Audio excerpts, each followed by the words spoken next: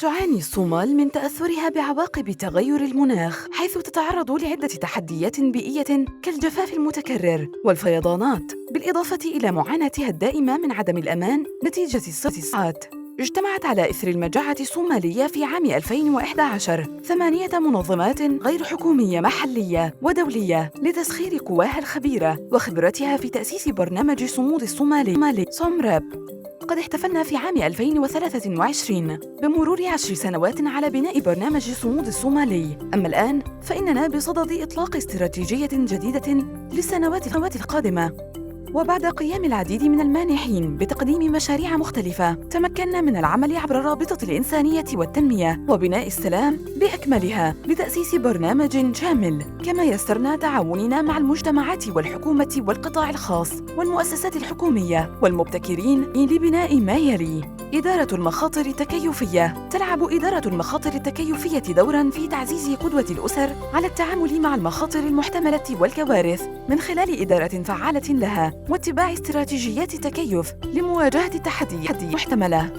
برمجة الاستجابة للصدمات. تساهم برمجة الاستجابة للصدمات في تعزيز صمود الأفراد والأسر وقدرتهم على التكيف لمواجهة الصدمات والمخاطر المحتملة. سبل المعيشة المستدامة والنمو الاقتصادي. يساهم توفير سبل المعيشة المستدامة وتعزيز النمو الاقتصادي في تحسين مستوى الأمن الغذائي والصمود في وجه التحديات. حوكمة شفافة مسؤولة وشاملة. إن اعتماد نظام حوكمة شفافة ومسؤولة وشاملة يساهم في تعزيز هياكل الحوكمة وضمان التمويل المحلي المستدام وتعزيز قدرات التنمية المستدامة والقدرة على الصمود في وجه التحديات والمخاطر بفعالية. الأدلة عن الإدارة التكيفية والابتكار. إن جمع البيانات التي تثبت فعالية الإدارة التكيفية والابتكار ضروري لفهم مختلف النتائج، وهو يساهم في توليد الأدلة لدعم وتحسين البرامج الحالية وتعديلها بسرعة ومشاركتها مع الآخرين. ولكن ما أهمية هذه الإجراءات بالنسبة للأشخاص الذين نعمل معهم؟ اسمحوا لي أن أعرفكم إلى محمد وعائلته. إننا مزارعون ورعاة مواشي مثل العديد من الناس في الصومال. نحن عرضة للصدمات المناخية وكذلك لعدم الاستقرار والأمان والصراعات بين القبائل. إلا أن برنامج الصمود الصومالي لعب دوراً كبيراً في دعمنا لبناء قدرتنا على الصمود في وجه التحديات. وفي أولى خطواته قام بتوحيد المجتمع معاً على طاولة الحوار لوضع خطط العمل وخطط التكيف المجتمعية CAAP، مستندة إلى النشاطات والتحديات التي نواجهها يومياً. تساعد الخطط في تحديد المخاطر المحتملة وأولويات التنمية. عملنا أيضاً على رسم خرائط للمخاطر في مجتمعنا ووضعنا قائمة بالإجراءات تتناسب مع خططنا لتقليل مخاطر الكوارث DRR للحد منها. كانت أولى أهداف خطط العمل والتكيف المجتمعية التي وضعناها إنشاء نقطة مياه متعددة الاستخدامات في القرية بتمويل مشترك تعاوني، كما أشركنا المجتمع في إدارتها، مما ساهم في زيادة تماسك اجتماعي. ومن حسن حظي أنني تلقيت تدريباً في إنتاج العلف والممارسات الزراعية الجيدة GAP، كما حصلت على أسمدة ودعم بيطري وأصبحت عضواً في جمعية مزارعين.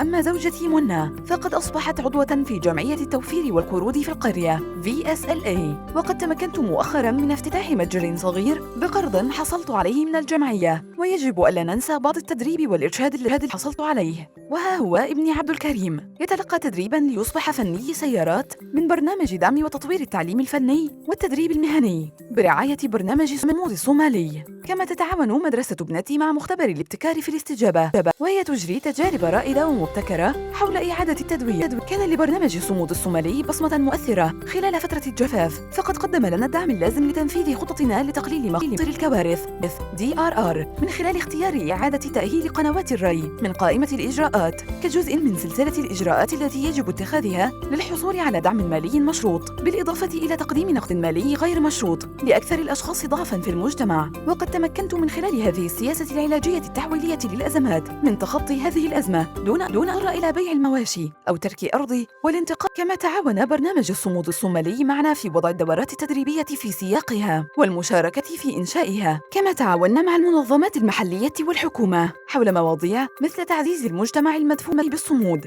والإنذار المبكر والعمل المبكر والاستهداف المجتمعي الشامل وغيرها من المواضيع الهامة، انطلاقاً من إيماننا بأهمية تبادل الإمكانات والقدرات في تعزيز المؤسسات المحلية. إننا نتبادل المعرفة الغنية مع برنامج الصمود الصومالي.